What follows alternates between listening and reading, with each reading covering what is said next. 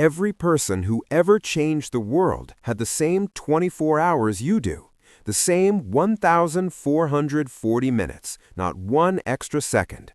So why do some people build empires with that time and others reach the end of their lives wondering where it all went? There was once a boy named Aryan who had everything a young man could want. A loving family, a sharp mind, a future wide open in front of him. But every morning he would wake up and tell himself the same quiet lie. There is still time. Not today, tomorrow. He wasn't lazy in the way people imagine laziness. He was busy being busy, scrolling, watching, waiting. He filled his hours with motion that went nowhere, like a wheel spinning in place, and the days kept passing. Scientists who study human behavior have found something deeply uncomfortable about the way our minds handle time. We are wired to overvalue the present and undervalue the future.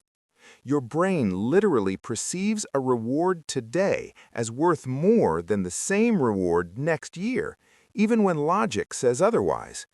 And that instinct, which once kept our ancestors alive, quietly destroys potential in the modern world. There is a quiet ache that lives in the gap between the life you are living and the life you sense you were meant for. Aryan felt it too. He just buried it under another hour of distraction. The hours are not neutral. Every one you spend is a choice, even when it does not feel like one. One afternoon, Aryan's grandfather fell ill, just enough to slow down and sit still. And in those quiet hours together, the old man said something Aryan could not unhear. I spent the first 20 years of my life thinking I had unlimited time. I spent the next 20 realizing I did not.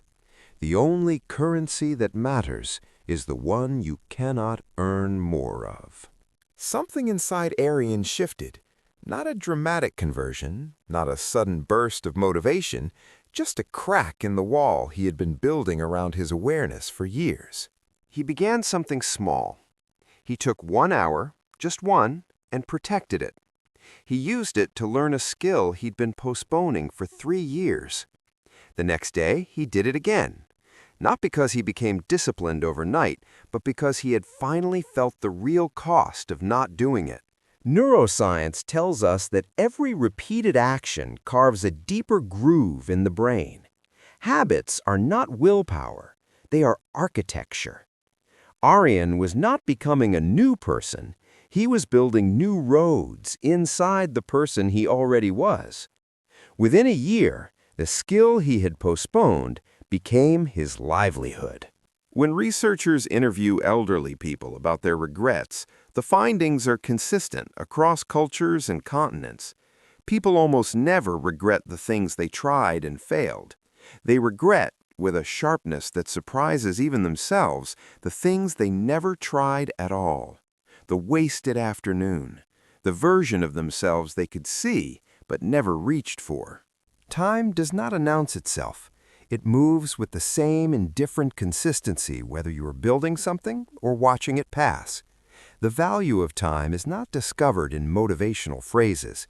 It is discovered in the moment you stop pretending it is unlimited, feel the weight of a single afternoon, and decide quietly to use it for something that will matter when you are the one looking back.